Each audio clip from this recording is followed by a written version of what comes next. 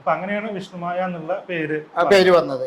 അതില് ഈ വിഷ്ണുമായ എന്നുള്ള പേര് വന്നതിന്റെ ബോധപൂർവ ഒരു ചരിത്രം ഉണ്ടാക്കിയേക്കുന്നതിന്റെ ഭാഗമാണ്. ഇത് ഗോത്രങ്ങളുടെ അല്ല, ഗോത്രാചാരത്തിന്റെ മാത്രമല്ല ഈ മൂർത്തി. അതായത് അംഗീകൃത വൈദിക താന്ത്രികത്തിന്റെ ബന്ധവും കൂടിയുണ്ട് എന്ന് വരുത്തി തീർക്കുന്നതിന് മെനഞ്ഞ കഥയായിരിക്കാം ഈ ശ്രീരാമന്റെ കയ്യിൽ നിന്ന് പോയ ആവനാഴിയിൽ നിന്ന് പോയ അസ്ത്രം ചാത്തനാണെന്നും അങ്ങനെയാണ് രാവണനെ വധിക്കുന്നത്. രാവണനെ പല വിധത്തിൽ വധിച്ചിട്ടും രാവണൻ ഓരോ തലകൾ അറുത്തിട്ടും അടുത്ത തല വളർന്നു വരെയാണല്ലോ ചെയ്ത്. അങ്ങനെ വിഭീഷണൻ പറയണ് അവന്റെ പ്രാണശക്തി ഇരിക്കണ കുംഭകത്തിലാണ്, അവിടത്തേക്കാണ് അസ്ത്രം ചെയ്യേണ്ടതെന്ന് പറഞ്ഞപ്പോ ഈ പോയ അസ്ത്രം ശ്രീരാമന്റെ ആവനാഴിൽ നിന്ന് പോയ അസ്ത്രം ചാത്തനായിരുന്നു എന്നാണ് ഇപ്പോൾ അത് വ്യവസ്ഥ ചെയ്തിട്ടുണ്ട്. മറ്റൊരു കാര്യം കൂടി പറയണത്, കൈലാസത്തിലെത്തിയ ചാത്തൻ തൻ്റെ മാതാവിനെ കാമിച്ച ജലന്ധരൻ, ജലന്ധരാസുരൻ എന്ന് പറഞ്ഞ കേട്ടിട്ടുണ്ടാവും, ജലന്ധരൻ എന്ന് പറഞ്ഞു. ആ ജലന്ധരനെ വധിക്കുന്നത് ചക്ര രൂപത്തിലാണ്. ചാത്തൻ ചക്രരൂപമായി എന്നാണ് പറയണേ. ഏത് വേഷം ധരിക്കൂലോ ചാത്തൻ. ഇടിവെട്ടാതിക്കിൽ ഇടിവെട്ടിക്കും ചാത്തൻ, മഴ പെയ്യാതിക്കിൽ മഴ പെയ്യിക്കുന്നു, കാറ്റൂതാതിക്കിൽ കാറ്റൂതിക്കും, വെയിലേറാതിക്കിൽ വെയിലേറിക്കും. ഏത് രൂപം ധരിക്കും, മഞ്ഞായും മഴയായും പുല്ലായും വൻവൃക്ഷങ്ങളായും കാറ്റായി ഏത് രൂപവും ധരിക്കാനുള്ള ശക്തി ഈ ചാത്തന് ഉണ്ട്. അത് പരബ്രഹ്മം കൊടുത്തേക്കുന്ന രൂപമാണത്. ഭാരതത്തിലെ അതിപുരാതനമായ ശ്രീ വിഷ്ണുമായ സേവാക്ഷേത്രം കരുവന്നൂർ കാരണയിൽ ദേവസ്ഥാനം. അപ്പൊ ഈ ജലന്ധരൻ പാർവതിയെ കാമിച്ചു കഴിഞ്ഞ സമയത്ത് ജലന്ധരന്റെ ശല്യം സഹിക്കാൻ വയ്യാതെ, ജലന്ധരനെ പെട്ടെന്ന് കൊല്ലാൻ പറ്റില്ല, അങ്ങനെയാണ് ശിവന് ശൂലം വെച്ച് എറിഞ്ഞ് കൊല്ലല്ലോ. ജലന്ധരനൊക്കെ അപാര തപശക്തി ഉള്ള ആളാണ്, അങ്ങനെ പെട്ടെന്നൊന്നും വധിക്കാൻ പറ്റൂല ജലന്ധരന്. ജലന്ധരനൊന്നും ബ്രഹ്മവിഷ്ണു മഹേശ്വരന്മാർക്ക് ആർക്കും വധിക്കാൻ പറ്റൂല. സുദർശന ചക്രത്തിനും, അതായത് നമ്മൾ വിഷ്ണുവിന്റെ കയ്യിലിരിക്കുന്ന സുദർശന ചക്രം ഉണ്ടല്ലോ, ആ ചക്രത്തിന് പോലും വധിക്കാൻ പറ്റില്ല.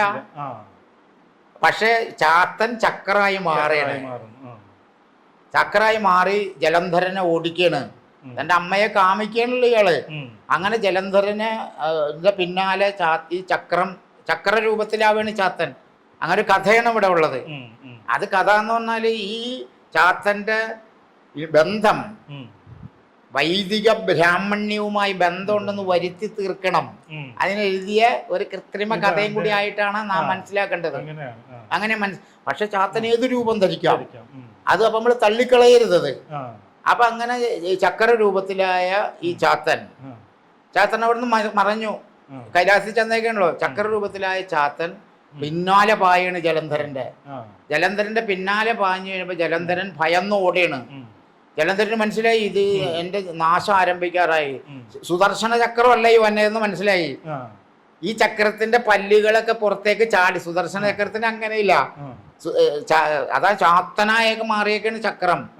അങ്ങനെ പുറകെ ചെന്ന് കഴിഞ്ഞപ്പോ വലിയൊരു മഹാസമുദ്രത്തിന്റെ അടിയിലേക്ക് ഈ ജലന്ധരൻ മുങ്ങേണ്. അത്യഗാധമായ വൻകടല് പോലെ, നമ്മൾ ഇന്നിപ്പോ പറയുന്ന അറ്റ്ലാന്റിക് സമുദ്രത്തിനേക്കാൾ ഭയങ്കരമായ സമുദ്രത്തിലെ. അപ്പൊ ഭൂമിയില് പ്രകൃതിയില് രണ്ട് ഭാഗവും കടലാണല്ലോ. അതിലേക്ക് മുങ്ങി കഴിഞ്ഞപ്പോ സാധാരണ ആർക്കും അദ്ദേഹത്തിന് അതിൽ നിന്ന് മോചിപ്പിക്കാൻ പറ്റൂല, വധിക്കാൻ പറ്റൂല. പുള്ളി മായയിലാണ് മുങ്ങിയത്. ചാത്തൻ എന്ത് ചെയ്തു, സുദർശന ചക്രം ആയിരുന്നിട്ട് ഈ മുങ്ങിയ സ്ഥലത്ത് മുകളിൽ പോയി ഇങ്ങനെ കറങ്ങാൻ തുടങ്ങി. ഇങ്ങനെ കറങ്ങി അപാരമായ താപം, ചൂടുണ്ടാവുകയാണ് ഇതില്. വെള്ളം തിളച്ചു മറിയാൻ തുടങ്ങിയാണ് ഈ ചക്രത്തിന്റെ ചൂടുകൊണ്ട്. അങ്ങനെ ജലന്ധരന് വെള്ളത്തിൽ ഇരിക്കാൻ പറ്റാത്തൊരവസ്ഥ വരെയാണ്. അങ്ങനെ ജലന്ധരൻ മുകളിലേക്ക് പൊങ്ങി വന്ന് ഈ ചക്രം വെച്ച് ജലന്ധരനെ വധിച്ചു എന്നുകൂടി ഒരു കഥ ഇതിലുണ്ട്. അപ്പൊ ചാത്തൻ എന്ന് പറയുന്നത് പരബ്രഹ്മമാണെന്നുള്ളതാണ് അടിസ്ഥാനപരമായി നാം മനസ്സിലാക്കേണ്ടത്. ഇങ്ങനെയാണ് ചാത്തന്റെ ജനനവുമായി ബന്ധപ്പെട്ട് നിലവിലിരിക്കുന്ന ഈ കഥകളും അത് ഉപാധികളും എല്ലാം നിൽക്കുന്നത് ഇതാണ്. ഇതിനെല്ലാം ഓരോ ചില സ്ഥലങ്ങളിലെ ചാത്തന്റെ ഉപാസകരായിട്ടുള്ള ആൾക്കാർ, ചാത്തന്റെ സേവകൾ നടത്തുന്നവർ, മഠങ്ങൾ വയ്ക്കുന്നവരെല്ലാം അവർക്ക് യുക്തത അനുസരിച്ചിട്ടുള്ള ചരിത്രങ്ങളൊക്കെ എഴുതിയുണ്ടാക്കി എന്നുള്ളതാണ് നാം മനസ്സിലാക്കേണ്ടത്. നാം ഇതിന് ശാസ്ത്രീയപരമായിട്ടുള്ള ഒരു ഉപാസന പദ്ധതിയാണ് നമ്മൾ. ഈ വിഷ്ണുമായ ക്ഷേത്രങ്ങളിലെ എല്ലാ ചാത്തന്മാരും ഉണ്ട്. 391 ചാത്തന്മാർ തീർച്ചയായിട്ടും അവരുടെ സാന്നിധ്യം ഉണ്ടാവും, എല്ലാവരുടെയും എല്ലാവരുടെ സാന്നിധ്യം ഉണ്ടാവും. അതിൽ ചില സ്ഥലത്ത് കരിങ്കുട്ടിച്ചാത്തനായിരിക്കും പ്രധാനമായിട്ട് കരുതുന്നത്. എന്നാലും ഈ ചാത്തന്മാരെല്ലാവരും സാന്നിധ്യം ഉണ്ടാവും. ചാത്തൻ എന്ന് പറഞ്ഞപ്പോ ഏകം സത് വിപ്രാ ബഹുധാ വദന്തി എന്നാണല്ലോ. സത്യം ഒന്നുള്ളൂ. പണ്ഡിതന്മാർ ബഹുവിധത്തിൽ വ്യാഖ്യാനിച്ചു എന്നാണ് ചാത്തനെ. പല രൂപത്തില് പല ഭാവത്തില്. ഇപ്പൊ പുരുഷന്മാര് തന്നെയാണല്ലോ അച്ഛനായിട്ടും സഹോദരനായിട്ടും ഭർത്താവായിട്ടും കാമുകനായിട്ടും കൂട്ടുകാരനായിട്ടൊക്കെ ഉള്ളത് ഒരാള് തന്നെയാണല്ലോ. സൂര്യൻ ഒരു സ്ഥലത്താണ് ഉദിക്കുന്നത്, പ്രകാശിച്ച് ഉദിച്ച് നിന്ന് ഇങ്ങനെ കത്തിജ്വലിച്ചിരിക്കുകയാണ്. അത് കുടത്തിൽ വെള്ളം വെച്ച കുടത്തിലൊരു സൂര്യൻ വരും, കിണറിലാണെങ്കിൽ കിണറിലൊരു സൂര്യൻ, പുഴയിൽ സൂര്യൻ, എന്നെ എല്ലാ സ്ഥലത്തും സൂര്യൻ. ആ വെള്ളം മറിഞ്ഞു കഴിഞ്ഞാൽ സൂര്യൻ അവിടെ നിന്ന് പോയി എന്നർത്ഥം സൂര്യൻ ഇല്ലാണ്ടാവണല്ലോ. അപ്പൊ അതാണ്. അപ്പൊ ഒന്ന് തന്നെയാണ് ചാത്തൻ എന്ന് പറയുന്നത്. ചാത്തൻ എന്ന് പറയുന്നത് നിലവിലിരിക്കുന്ന കേവല ഏതെങ്കിലും വിശ്വാസത്തിന്റെ അടിസ്ഥാനത്തിൽ നമ്മൾ മുന്നോട്ട് പോയിട്ട് കാര്യമില്ല. ചാത്തൻ എന്ന് പറഞ്ഞാൽ പരബ്രഹ്മം തന്നെയാണ്. അതാണ് മനസ്സിലാക്കേണ്ടത്. സത്യം, നീതി, ന്യായം, ധർമ്മം, മര്യാദ, ഇതാണ് ചാത്തന്റെ ഉപാസനക്ക് പ്രധാനം. ചാത്തൻ അല്ലാണ്ട് മറ്റുള്ള ഉപാസനകളോ, അതായത് സ്ത്രീകളോടൊക്കെ ചാത്തന്റെ ഉപാസകര് വളരെ അമ്മയെ ഏറ്റവും കൂടുതൽ സ്നേഹിച്ച ആളാണ് ചാത്തൻ. ചാത്തനെ ഉപാസിക്കുന്നവര് ഇന്ന് വർത്തമാന സമയത്ത് നോക്കുകയാണെങ്കിൽ, നമ്മൾ സോഷ്യൽ മീഡിയ പോലുള്ള മീഡിയകളൊക്കെ നോക്കുകയാണെങ്കിൽ അനവധി ചാത്തന്റെ ഉപാസകരാണ്. ഇവിടെ വൈഷ്ണവ ആചാരങ്ങളുണ്ട്, ശൈവമുണ്ട്, ശാക്തയുണ്ട്. അതൊന്നും ഇപ്പോൾ ആർക്കും വേണ്ട. വിദ്യാസമ്പന്നരായിട്ടുള്ള ആൾക്കാർ വരെ ക്ഷിപ്രമായിട്ടുള്ള പെട്ടെന്നുള്ള ധനസമ്പാദനത്തിനും കാര്യസാധ്യത്തിനും ആഗ്രഹ സഫലീകരണത്തിനും വശീകരണത്തിനുമായി ചാത്തനെ ഉപയോഗിക്കാം എന്നുള്ളൊരു തെറ്റിദ്ധാരണ വന്ന് എല്ലാവരും ചാത്തനെ ഉപയോഗിക്കുകയാണ്. പക്ഷേ അതിൽ ഭയങ്കരമായിട്ടുള്ള അപകടം ഒളിഞ്ഞിരിപ്പുണ്ട്. ചാത്തൻ സേവ എന്ന് പറയുന്നത് സൈനൈഡ് ഉപയോഗിക്കണവരാണ്. സൈനൈഡ് എന്ന് പറഞ്ഞൊരു ദ്രവ്യമുണ്ടല്ലോ, അത് നേരിട്ട് ഉപയോഗിച്ചാൽ എന്തായിരിക്കും? മരണം.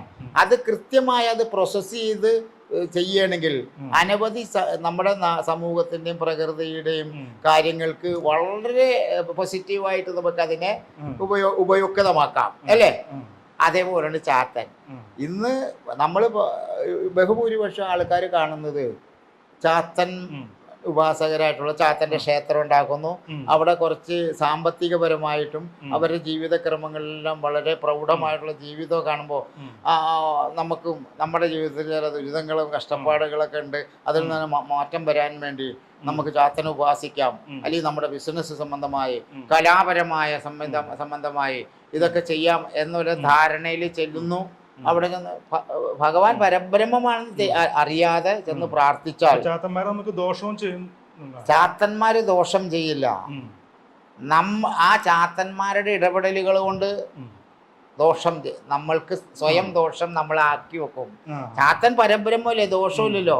പല ഇതിലും കേട്ടു നമ്മൾ ഈ ചാത്തനേറ് അങ്ങനെയുള്ള അതൊക്കെ ഒരു കാലഘട്ടത്തിൽ വൈദ്യുതിയും നാഗരികതയും വളരണേക്ക് മുമ്പ് മനുഷ്യനാൽ സൃഷ്ടിക്കപ്പെട്ട ബോധപൂർവമായ ചില പ്രത്യാക്രമണങ്ങളായിരുന്നത്. കാരണം ഒരു കാലഘട്ടത്തിൽ റോഡിൽ കൂടി നടക്കാൻ പറ്റില്ലല്ലോ, വഴി നടക്കാൻ പറ്റാത്തൊരവസ്ഥ ഉണ്ടായില്ലേ, ആരാധനക്ക് പോകാൻ പറ്റാത്തൊരു ആ കാലഘട്ടത്തിലേക്കാണ് ചാത്തനേറൊക്കെ ഉള്ളത്. കാരണം അങ്ങനെ വരുമ്പോ ഇതിനെല്ലാം അനുഭവിക്കുന്ന ആൾക്കാര് പിന്നെ ആ ആൾക്കാർക്ക് സമൂഹത്തോട് അവരെ ഉപദ്രവിക്കുന്ന സമൂഹത്തോട് പകയുണ്ടാവും. അപ്പൊ അവര് ആ രൂപത്തിൽ അന്ന് ഭയം നിൽക്കുകയാണ്. അന്ന് ഇലക്ട്രിസിറ്റി ഇല്ല, ഇന്നത്തെ ആധുനിക സംവിധാനങ്ങളൊന്നുമില്ല. ആ ഒരു അവസ്ഥയിൽ സ്വാഭാവികമായിട്ട് ഇങ്ങനത്തെ ഒരു സംവിധാനങ്ങളൊക്കെ ഉണ്ടായെന്നുള്ളതാണ് നാം മനസ്സിലാക്കേണ്ടത്. അങ്ങ് ചാത്തൻ എന്ന് പറയുന്ന പരബ്രഹ്മമാണ്, നല്ലതും ചീത്തയൊന്നുമില്ല. നമ്മുടെ പിതാവ് എന്ന് പറഞ്ഞാൽ നല്ല ആളല്ലേ നമ്മുടെ പിതാവ്.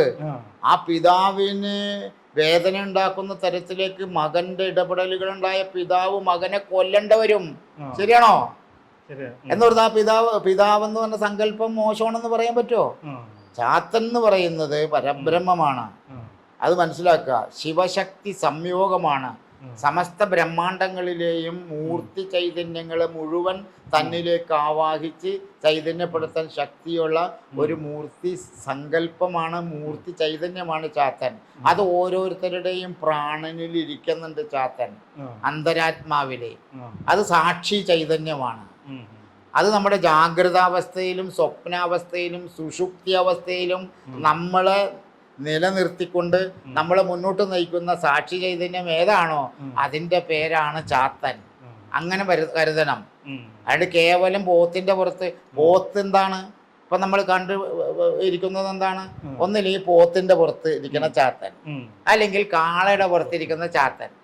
ചിലവർക്കെല്ലാം സിംഹാരൂഢനായ ചാത്തന്റെ, നമുക്ക് ഞാൻ 35 വർഷമായിട്ട് ചാത്തനുമായി ഉപാസനയുള്ള ആളാണ്. ഈ ചാത്തൻ സേവ എല്ലാവർക്കും പഠിക്കാൻ പറ്റുമോ? എല്ലാവർക്കും പഠിക്കാൻ പറ്റും. ജ്യോതിഷം അതുപോലെ ഒന്നും പഠിക്കാൻ പറ്റും, പക്ഷെ അതുപോലെ അനുഷ്ഠിക്കാൻ പറ്റില്ല. പ്രാവർത്തികമാക്കാൻ പറ്റും. അങ്ങനെ പറ്റും എന്ന് പറയുന്നത് ജ്യോതിഷവും മന്ത്രപഠനവും പോലെ വളരെ എളുപ്പമുള്ളതല്ല ചാത്തന്റെ പഠനം. എന്നാൽ ശാന്തനും അശോഭ്യനുമാണ് ചാത്തൻ. പക്ഷേ അദ്ദേഹം ഉഗ്ര സംഹാരകനുമാണ്. അറിഞ്ഞു സേവിച്ചാൽ ആനന്ദമൂർത്തിയാണ് ചാത്തൻ. ആ ചാത്തനെ അറിയാതെ സേവിച്ചാൽ അപരാണ്ടങ്ങൾ നൽകുന്ന മൂർത്തിയുമാണ് ചാത്തൻ. സാധാരണ ജ്യോതിഷം പഠിക്കണമാതിരി 6 മാസം പോയി പഠിച്ച്, അല്ലെങ്കിൽ 3 വർഷം പഠിച്ച്, അല്ലെങ്കിൽ മന്ത്രം പഠിപ്പിക്കുന്ന പോലെ ചാത്തന് മന്ത്രങ്ങളുണ്ട്. സാധാരണ വൈദിക മന്ത്രം പോലെ മൂലമന്ത്രമല്ല, മാലാമന്ത്രങ്ങളാണ് ചാത്തന്റെ. അപ്പൊ ചാത്തനെ ഉപാസിക്കണമെങ്കിൽ ഹൃദയ ശുദ്ധിയായിരിക്കണം. സത്യം, നീതി, ന്യായം, ധർമ്മം, മര്യാദ ഇത് പാലിക്കുന്നവർക്ക് മാത്രമേ ചാത്തനെ ഉപാസിക്കാൻ പറ്റുള്ളൂ. ചാത്തനൊന്നും പ്രത്യക്ഷത്തിൽ നമുക്ക് പെട്ടെന്നൊന്നും വശമാക്കാൻ പറ്റൂല. ചാത്തനെ നമ്മൾ ഏതെങ്കിലും തരത്തിലോ ഒരു സ്ഥലത്ത് പോയി ഒരു ക്ഷേത്രത്തിലോ ഏതെങ്കിലും ചാത്തന്റെ മഠങ്ങളിൽ നിന്ന് ഒരു മന്ത്രം നൽകുമ്പോൾ, അല്ലെങ്കിൽ ഒരു ചാത്തന്റെ ഉപാസകരായിട്ടുള്ള ഒരു വഴികാട്ടികൾ, ഗുരുക്കന്മാരെന്ന് പറഞ്ഞാൽ വഴികാട്ടികൾ എന്നാണല്ലോ, അവരിൽ നിന്നൊരു മന്ത്രം സ്വീകരിച്ചാൽ അത് അവർക്ക് സിദ്ധി കിട്ടിയിട്ടുണ്ടാവാം. ആ മന്ത്രമായിരിക്കും നമ്മൾ ചെല്ലുന്നവർക്ക് നൽകുന്നത്. ഈ ചെല്ലുന്നവർ നൽകുന്നത് ചില കാമനകളെ അടിസ്ഥാനപ്പെടുത്തിയിട്ടാണ് ആ മന്ത്രം സ്വീകരിക്കണേ. ഈ മന്ത്രത്തിലൊരു പ്രാണനുണ്ട്. മനനാൽ ത്രായതേ ഇതി മന്ത്ര എന്നാണല്ലോ. ജപിക്കുന്നവനെ രക്ഷിക്കുന്നത് ഏതോ അതാണ് മന്ത്രം. അപ്പൊ ഈ മന്ത്രത്തിന്റെ പ്രാണനെ അറിയാതെ തൻ്റെ ആഗ്രഹ ഇച്ഛയ്ക്ക് വേണ്ടി മാത്രം ഈ മന്ത്രത്തെ നാം ഉപയോഗിക്കുമ്പോൾ ഈ മന്ത്രത്തിൽ തന്നെ ചില നെഗറ്റീവ് എനർജികളും ഉണ്ട്. ഇതിനെ നാം മനസ്സിലാക്കിയില്ലെങ്കിൽ മന്ത്രം ജപിച്ച് നമ്മളിപ്പോൾ ഒരു 1008 ജപിക്കാൻ പറയും. 1008 ജപിക്കുമ്പോൾ നമ്മുടെ ചുറ്റുപാടും മന്ത്രത്തിന്റെ ഈ ശബ്ദ തരംഗങ്ങളാണ് നമ്മൾ ഉണ്ടാവുമ്പോൾ 72,000 നാഡീഞരമ്പുകളിലും മന്ത്രസ്പന്ദനാവും. അങ്ങനെ വരുമ്പോൾ അതിന്റെ ചൈതന്യം നമ്മളിൽ രൂപാന്തരപ്പെടും. അതിനെ കൃത്യമായി പ്രോസസ്സ് ചെയ്യാൻ നമുക്ക് കഴിഞ്ഞില്ലെങ്കിൽ, ഗുരുപദേശത്തിലൂടെ എങ്കിൽ നമുക്ക് ഗുണം ഉണ്ടാവില്ല എന്ന് മാത്രമല്ല, മന്ത്രത്തിന്റെ ദോഷം സംഭവിക്കും. അങ്ങനെയാണ് ചാത്തൻ മഠങ്ങൾ, ചാത്തന്റെ ഉപാസനകള്. ഇപ്പൊ പ്രഗത്ഭമായ മഠങ്ങളുണ്ടല്ലോ, തൃശ്ശൂര് അനവധി. അവിടെ നിന്നൊക്കെ എല്ലാം നമ്മളിപ്പോ അങ്ങ് ചെല്ലുകയാണെങ്കിലും കരിശക്തി എന്നൊക്കെ പറഞ്ഞ് തരും. നമ്മുടെ സാധാരണക്കാരന് അവന്റെ ഭയവും അവന്റെ കഷ്ടപ്പാടും ദുരിതവും തീരാൻ വേണ്ടി അത് വാങ്ങിക്കൊണ്ട് നമ്മൾ വീട്ടിൽ കൊണ്ടുവന്ന് വെച്ച് നമ്മൾ നോക്കും. പക്ഷേ ഒന്ന് പരിശോധിച്ചാൽ അങ്ങനെ വാങ്ങി വെച്ചേക്കുന്നതിൽ 100-99% ആൾക്കാർക്കും പിന്നീട് നെഗറ്റീവായിട്ടുണ്ടായിട്ടുള്ളൂ. ശരിയാണോ? അതെന്താ അത് സംഭവിക്കണേ? അവർക്കത് സിദ്ധി നേടിയ ഒരു മന്ത്രമാണ് ഈ ആൾക്ക് കൊടുക്കുന്നത്. ഈ ആളിത് ജപിച്ച് സിദ്ധി നേടിയില്ല എങ്കിൽ നെഗറ്റീവ് ആവും. അത് നെഗറ്റീവ് ആവും, ഒരു സംശയം വേണ്ട. അങ്ങനെയാണ് ഇത് ചാത്തൻ ദോഷമായി വന്നു എന്നൊക്കെ. ചാത്തൻ ഒരിക്കലും ദോഷമായി വരില്ല. പരബ്രഹ്മ സ്വരൂപമുള്ള ചാത്തൻ. ശാസിക്കാൻ അധികാരമുള്ളവൻ ഇത് ശാസ്ത എന്നാണല്ലോ, വിഷ്ണുമായ ശാസ്ത. അത് ചാത്തൻ പൂജകളൊക്കെ എങ്ങനെയുള്ളതാണ്? നമ്മൾ ഈ കളം വരച്ച്. അതെ. ചാത്തൻ പൂജകൾ എന്ന് പറഞ്ഞാല് നിലവിലിരിക്കുന്ന താന്ത്രിക വൈദിക സമ്പ്രദായത്തിലല്ല ചാത്തന്റെ പൂജകള്. ചാത്തന്റെ പൂജകൾ സങ്കല്പങ്ങളാണ്.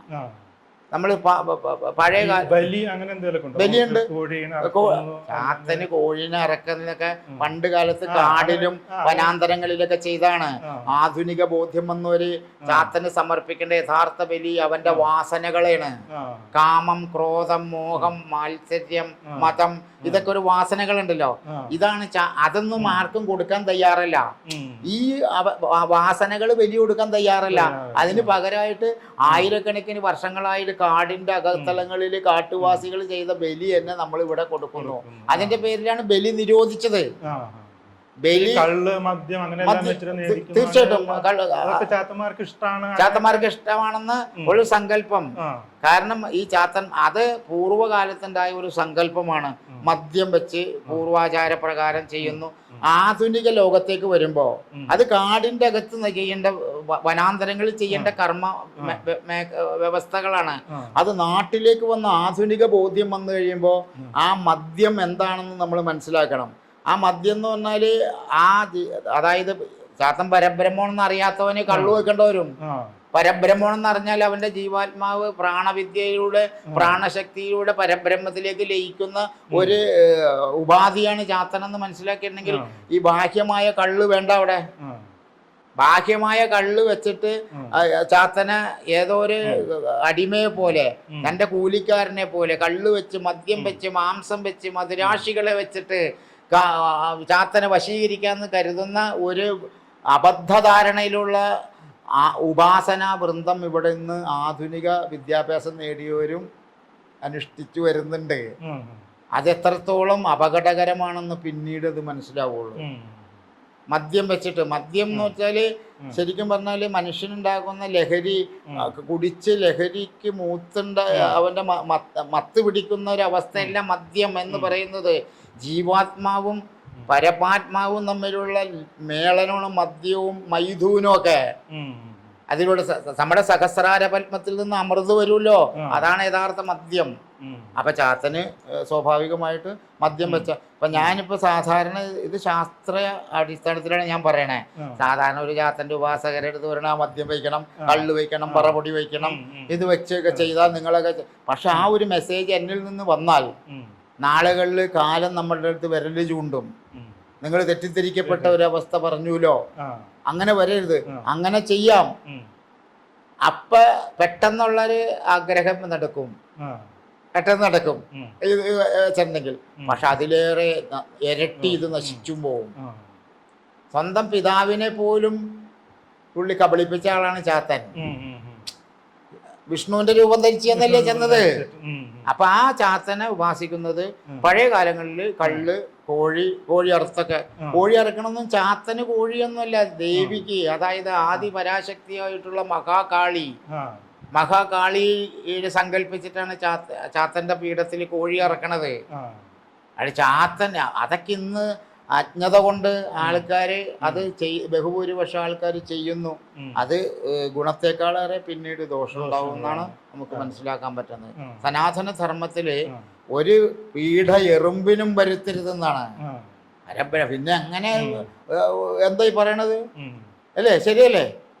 അപ്പൊ ആ ഒരു അവസ്ഥയിൽ ചാത്തന് ഉപാസിച്ചിപ്പോ സാധാരണ അപ്ലൈഡ് ആയിട്ടുള്ള ഒരു ഇത് പറയണമെങ്കിൽ നിങ്ങൾ കോഴിനെയും മദ്യമൊക്കെ വെച്ചിട്ട് ചെയ്തോളൂ എന്ന് നമ്മളൊരു മെസ്സേജ് കൊടുക്കുന്ന ആൾക്കാർക്ക് നാളുകളിൽ. ഇത് നമ്മൾ സാമൂഹ്യപരമായിട്ടുള്ള പ്രതിബദ്ധതയുടെ അടിസ്ഥാനത്തിലാണ് ഇതിന്റെ യഥാർത്ഥ വസ്തുത. നമ്മൾ മനസ്സുകൊണ്ട് പ്രാണനെ നിരീക്ഷിച്ചിട്ട് ചാത്തനെ കാണണം.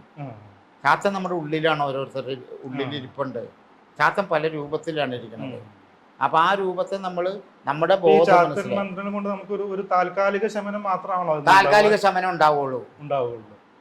ആത്യന്തികമായി ഇവിടെ ശമനം കിട്ടിയവർ ആരുണ്ട്?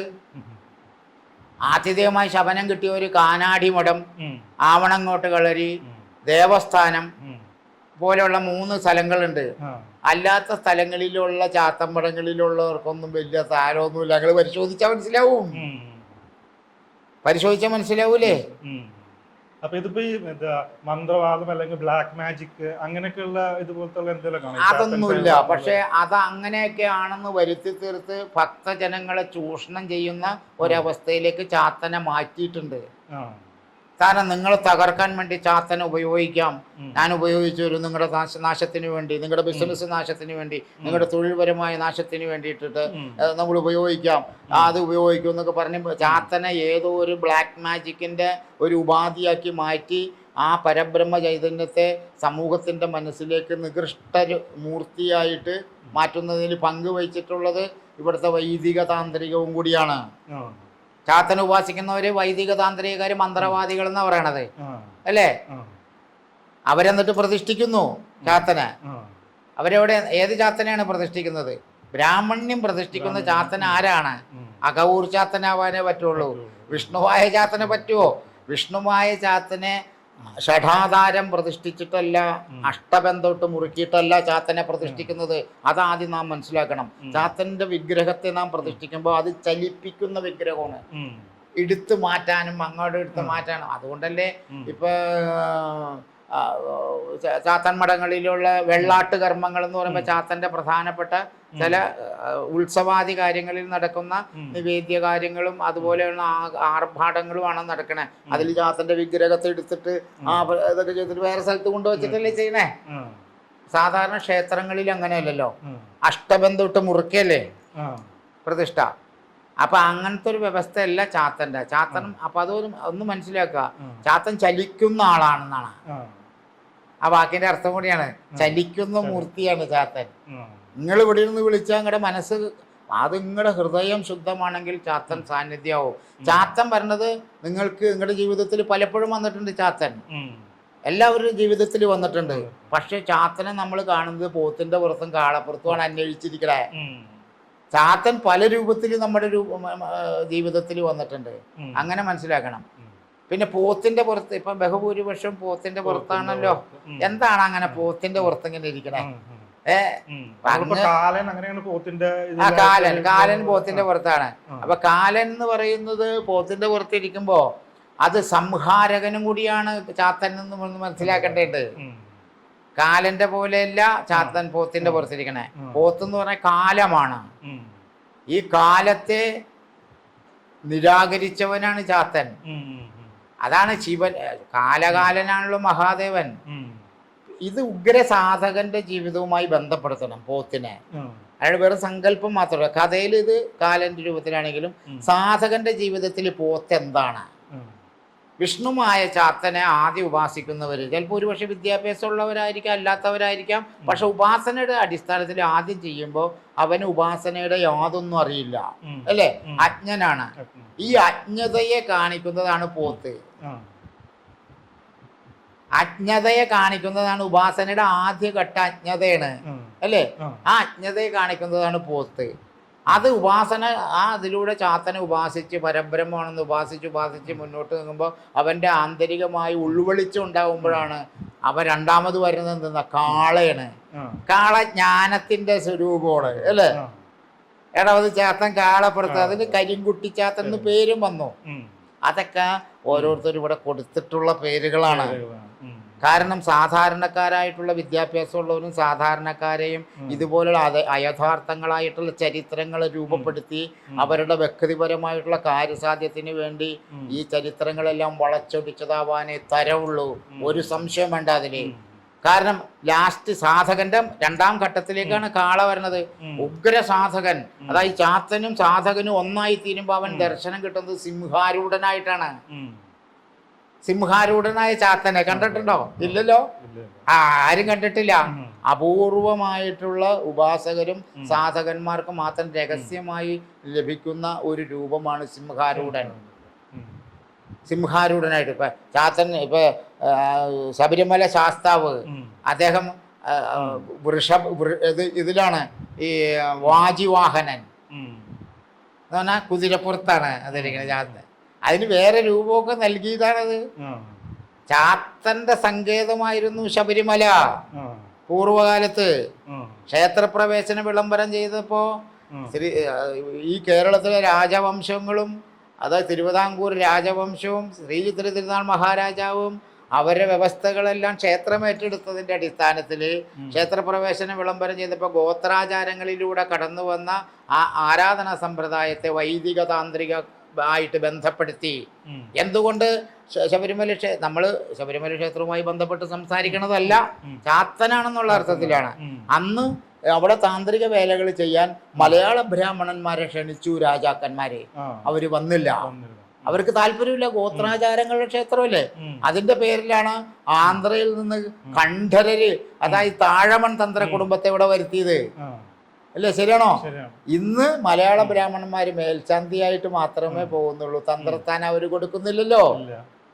അതെന്താ? ബോധപൂർവം. അപ്പൊ ചാത്തന്റെ സങ്കേതങ്ങളെ പലരും പല വിധത്തിൽ ഗോത്രാചാരങ്ങളായിട്ടുള്ള അപൂർവ സ്ഥലത്തെ ചാത്തന്റെ രൂപത്തിൽ. അപ്പൊ ഈ ചാത്തന്റെ പോത്തിന്റെ പുറത്തും കാളപ്പുറത്തും ഇരിക്കുന്നവരെയൊക്കെ മന്ത്രവാദത്തിന്റെയും ജീർണ ആരാധനയുടെയും തട്ടിലേക്ക് ഇവിടുത്തെ ബ്രാഹ്മണ്യം വകഞ്ഞു മാറ്റി. ചാത്തന് വരെ പൂണൂലൂടെ ധരിപ്പിച്ചിട്ടുണ്ടല്ലോ ഉപവീതം. അതെന്തിനാ അങ്ങനെ ചെയ്യണേ? അപ്പൊ ആരാധനാ സമ്പ്രദായങ്ങള്, തെറ്റിദ്ധരിക്കപ്പെട്ട ആരാധനാ സമ്പ്രദായങ്ങള്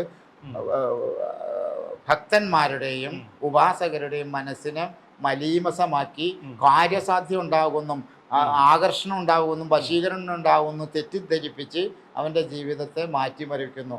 എത്ര ആൾക്ക് ശരിക്കും പറഞ്ഞാൽ അവനവൻ്റെ താങ്കളുടെ ഉള്ളിൽ ചാത്തനുണ്ടെന്ന് അതിനെ തിരിച്ചറിയാതെ നമ്മൾ കസ്തൂരി അന്വേഷിച്ച് കസ്തൂരിമാൻ കാട് മുഴുവൻ അലഞ്ഞെറിഞ്ഞ് നടന്നാൽ എന്തായിരിക്കും അവസ്ഥ? ഇത് തന്നെയാണ് ചാത്തൻ്റെ ഒരു അവസ്ഥ.